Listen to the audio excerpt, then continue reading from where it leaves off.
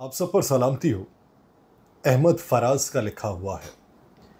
पेच रखते हो बहुत साहिबो दस्तार के बीच, हमने सर गिरते हुए देखे हैं बाजार के बीच। बागबानों को अजब रंज से तकते हैं गुलाब, गुलफरोश आज बहुत जम्मा है गुलजार के बीच। कातिल इस शहर का जब बांट रहा था मनसब, एक दरवेश भी देखा इसी दरबार के बीच। कजदाओं की इनायत है कि हमसे उशाक, कभी दीवार के पीछे कभी दीवार के बीच। तुम हो नाखुश तो यहाँ कौन है खुश फिर भी फराज, लोग रहते हैं इसी शहर दिल आज़ार के बीच। मैं यासिर रशीद हूँ और आप मेरा वीलॉग देख रहे हैं। नाज़रीन, आज सुप्रीम कोर्ट के अंदर इमरान खान और जजेस के दरमियान दिलचस्प मुकालमा हुआ। इमरान खान ने कहा कि सर, जेल में मुझे दी गई सहूलियात का मवाजना नवाज शरीफ को दी जाने वाली सहूलियात से करवाएं। चीफ जस्टिस ने आगे से कहा कि आपकी सहूलियात तो हम चेक करवा देंगे, नवाज शरीफ को दी जाने वाली सहूलियात कैसे चेक करवाएं। जस्टिस जमाल खान मंदोखेल साहब ने हंसते हुए रिमार्क्स किए कि क्या नवाज शरीफ को दी जाने वाली सहूलियात को चेक करने के लिए उनको भी जेल भेज दें। खान साहब ने आगे से कहा कि सर, जेल को एक कर्नल साहब चला रहे हैं। तो जस्टिस जमाल खान मंदोखेल साहब ने कहा कि कर्नल साहब नहीं होता, कर्नल कर्नल होता है, आप एक कर्नल को साहब बना रहे हैं। तो ये भी चीफ जस्टिस की जानिब से पूछा गया कि आप ये चाहते हैं कि हम जेल के इंतज़ामात को देखने के लिए एक खुफिया दौरा करवाएं। तो खान साहब ने आगे से जवाबन कहा कि जी बिल्कुल करवाएं। तो आगे से अदालत में चीफ जस्टिस ने ये कहा कि हम जुडिशल ऑफिसर को भेजेंगे जो खुफिया दौरा करके जेल के इंतज़ामात करेगा। ये समात जो थी, इस समात के अंदर जस्टिस अतर मिनल्ला साहब ने खान साहब को ये कहा कि आपने मेरा नोट नहीं पढ़ा, शायद नैब से मुतल्लिक आपके बयान के बाद क्या बाकी रह चुका है। जस्टिस अतर मिनल्ला साहब ने कहा कि आपका नैब पर क्या एतबार रहेगा। तो उन्होंने आगे से जवाब दिया कि मेरे साथ 5 रोज़ में नैब ने जो किया उसके बाद क्या एतबार होगा। तो जस्टिस जमाल खान मंदोखेल साहब ने कहा कि जेल में जाकर तो मज़ीद मैच्योरिटी आ गई है आप में। तो खान साहब ने आगे से कहा कि 27 साल पहले भी निज़ाम का यही हाल था, जिसके बायस में सियासत में आया था। गरीब मुल्कों के 7,000 अरब डॉलर बाहर पड़े हुए हैं, इसको रोकना होगा। तो उन्होंने ये कहा कि मैं इस वक्त नैब को भुगत रहा हूँ, मैं तो भुगत ही रहा हूँ, तो भुगतता रहूँगा। अदालत ने कहा कि क्या नैब जो है वो ऐसे ही बरकरार रहेगी। तो बानी पीटीआई ने आगे से ये कहा कि नैब को बेहतर होना चाहिए, करप्शन के खिलाफ एक स्पेशल इदारे की ज़रूरत है।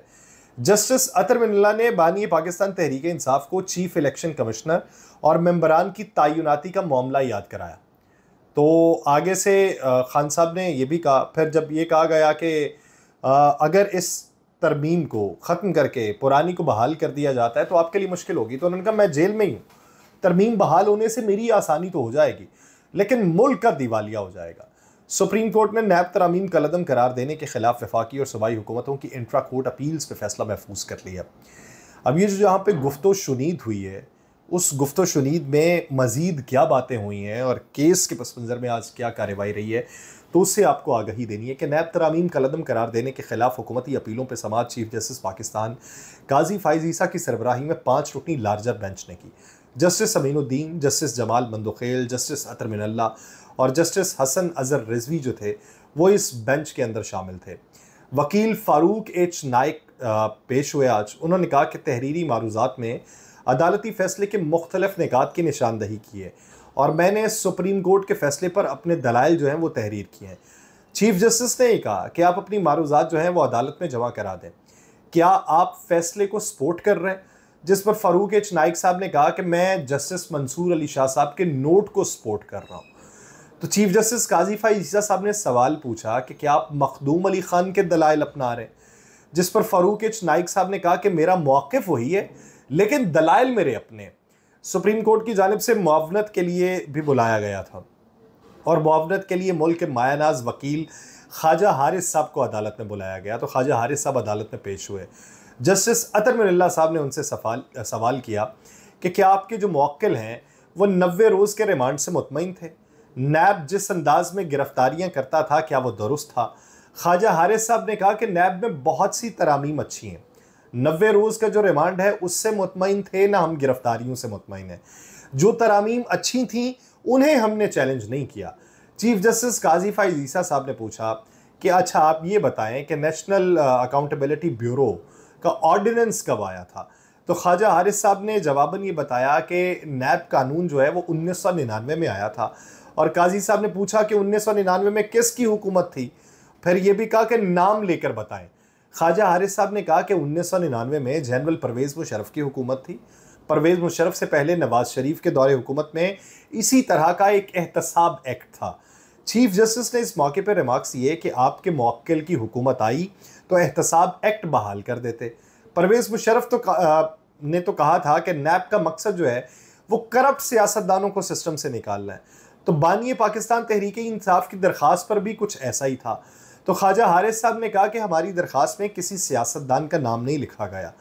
तो जब उन्होंने ये कहा तो चीफ जस्टिस साहब ने रिमार्क्स ये कि बज़ाहिर पाकिस्तान तहरीक इंसाफ के बानी की हुकूमत भी सिर्फ सियासतदानों का एहतसाब चाहती थी।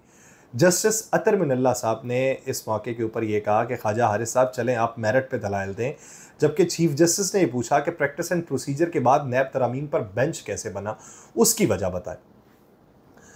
अब ये जो मुकालमा चल रहा है और इसके बाद आपने वो मुकालमा समझना है जो जजेस ने खान साहब से किया है, उसकी कुछ तफसील मैं शुरू में दे चुका हूँ और मुफस्सल आगे चल के देता हूँ। ख्वाजा हारिस साहब ने आज ये कहा है कि जस्टिस मंसूर अली शाह के नोट में ये तय हो चुका कि प्रैक्टिस एंड प्रोसीजर का बेंच इस फैसले का हिस्सा बन चुका है, जिस पर चीफ जस्टिस ने कहा कि इस्लामाबाद हाई कोर्ट में ज़ेर इल्तवा दरख्वास्त को वापस लगाने की कोशिश क्यों नहीं की। बाहर कैमरे पर जाके गालियां देंगे, यहाँ आकर हमारे सामने तनकीद करें ना। जस्टिस जमाल खान मंदोखेल ने इस मौके पर कहा कि हाई कोर्ट के जरिए अटॉर्नी जनरल को नोटिस हुआ था, अटॉर्नी जनरल ने क्यों कोशिश नहीं की कि केस दोबारा लगे, जिस पर अटॉर्नी जनरल साहब मंसूर उस्मान अवान साहब उन्होंने कहा कि उस वक्त मौसम गर्मा की तातीलात शुरू हो चुकी हुई थी। चीफ जस्टिस पाकिस्तान काजी फाइज ईसा साहब ने इस मौके पर रिमार्क्स किए कि जब प्रैक्टिस एंड प्रोसीजर कानून बना तो मैंने अदालत में बैठना ही छोड़ दिया था। उस वक्त बहस की चल रही थी कि इख्तियार मेरा है या फिर किसी और का है। बाहर जाकर बड़े शेर बनते हैं लेकिन सामने आकर मुझसे कोई बात नहीं करता।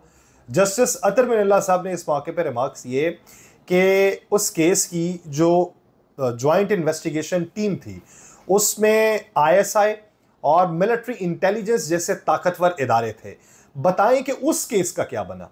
ख्वाजा हारिस साहब ने उसके जवाब में यह कहा कि ताकतवर इदारों की मौजूदगी के बावजूद भी उस केस में कुछ साबित नहीं हो सका, जिस पर जस्टिस अतर मिनल्ला साहब ने पूछा कि ख्वाजा साहब बता दें कौन कौन सी तरामीम को चैलेंज किया गया था।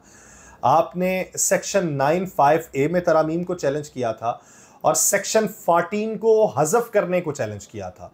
जस्टिस अतर मिनल्ला साहब ने कहा कि नैब का जो मकसद है वो मकसद ही पॉलिटिकल इंजीनियरिंग के लिए था। ख्वाजा हारिस साहब आप अपने मौक्किल को मुश्किलात में डाल रहे हैं। नैब तरामीम अगर कलअदम हुई तो आपके मौक्किल को नुकसान होगा। जब ये बात की गई है तो ये बात का जवाब जो है वो खान साहब ने दोबारा आके दिया। तो जब उन्होंने ये बात कही कि मेरे बारे में ये कहा गया कि मुझे नुकसान होगा, तो उन्होंने कहा मैं तो जेल में बैठा हूँ। सुप्रीम कोर्ट में नैब तरामीम केस के दौरान चीफ जस्टिस काजी फाइज ईसा ने अडयाला जेल में कैद साबिक वज़ीर-ए-आज़म इमरान खान की वीडियो लिंक पर पेशी के दौरान रिमार्क्स दिए कि पार्लियामेंट में बैठ के मसाइल हल करने और मुल्क को आगे बढ़ाने की ज़रूरत है। इस मुकदमे में खान साहब की जानिब से दलाइल दिए जा रहे थे, जिसके दौरान बेंच में शामिल जजेस की जानिब से अहम रिमार्क सामने आए और बज़ाहिर बादियुन नज़र में ये दिखाई देता है कि एक मशवरा दिया गया कि सियासतदान जो हैं वो इख्तलाफात का हल जो है वो मुज़ाकरात के ज़रिए तलाश करें। खान साहब के दलाइल के दौरान बेंच में शामिल जस्टिस जमाल खान मंदोखेल साहब ने रिमार्क्स दिए कि इमरान खान आपकी बातें मुझे भी खौफजदा कर रही हैं, हालात इतने ख़तरनाक हैं तो फिर आप अपने साथी सियासतदानों के साथ बैठकर हल कर लें। जस्टिस जमाल खान मंदोखेल साहब ने एक और बात भी की, उन्होंने कहा कि जब आग लगी हो तो ये नहीं देखते कि वो पाक है या नापाक है, पहले आप आग बुझाते हैं, तो इसलिए आप आग तो बुझाएं। इमरान खान साहब ने इस मौके के ऊपर इंडिया का हवाला दिया। उन्होंने कहा जी इंडिया में अरविंद केजरीवाल को आज़ाद करके सज़ा मुअत्तल करके इंतखाबात लड़ने दिया गया और मुझे 5 दिन में ही सजाएं देकर इंतखाबात से बाहर कर दिया गया। जस्टिस अतर मिनल्ला साहब ने इस मौके के ऊपर एक रिमार्क्स दिए हैं, तो वो रिमार्क्स जो हैं उसके ऊपर मुझे लगता है आने वाले दिनों में प्रेस कॉन्फ्रेंसेस होंगी। उन्होंने ये कहा कि बदकिस्मती से आप जेल में हैं और आपसे लोगों की उम्मीदें हैं। उसके जवाब में इमरान खान साहब ने कहा कि मैं दिल से बात करूं तो हम सब जो हैं वो आपकी तरफ देख रहे हैं। पाकिस्तान में गैर एलानिया मार्शल लॉ लगा हुआ है, तो जस्टिस जमाल खान बंदोखेल साहब ने इस मौके के ऊपर कहा कि मुल्क को अगर कुछ होता है तो फिर अदलिया नहीं, सियासतदान उसके जिम्मेदार होंगे। कुछ भी हो गया तो हमें शिकवा आपसे होगा, आपको हमसे नहीं होना चाहिए। जस्टिस जमाल खान बंदोखेल साहब ने रिमार्क्स ये कि हम आपकी तरफ देख रहे हैं, आप हमारी तरफ देख रहे हैं। इमरान खान साहब ने इस मौके के ऊपर कहा कि पार्लियामेंट जाकर उसी साजिशी हुकूमत को मैं जवाब नहीं दे सकता था। चीफ जस्टिस काजी फाइज ईसा ने पाकिस्तान पीपल्स पार्टी के वकील फारूक एच नाइक का हवाला देते हुए मुखातिब हुए कि ये रुकने पार्लियामेंट हैं, दुश्मन नहीं है। पार्लियामेंट में बैठ के मसाइल को हल कर लें, मुल्क को आगे बढ़ाने की ज़रूरत है। तो चीफ जस्टिस ने रिमार्क्स ये कि जो डायलॉग है, डायलॉग से कई चीज़ों का हल निकलता है। जस्टिस अतर मिनल्ला साहब ने इस मौके के ऊपर कहा कि हम जो हैं वो बुनियादी हुकूक के मुहाफिज हैं, मगर आप जो सियासतदान हैं आप भी एहसास करें। तो आज की इस कार्रवाई में, कि जिस कार्रवाई में खान साहब ने यह भी कहा कि आपने कहा कि सियासी पॉइंट स्कोरिंग होगी, तो जिसकी वजह से इजाज़त नहीं दी गई थी लाइव नशरियात की, तो मैं क्या सियासी पॉइंट स्कोरिंग करता हूँ, मैं इतना ख़तरनाक नहीं हूँ। तो ये बातें उनकी तरफ से की गई।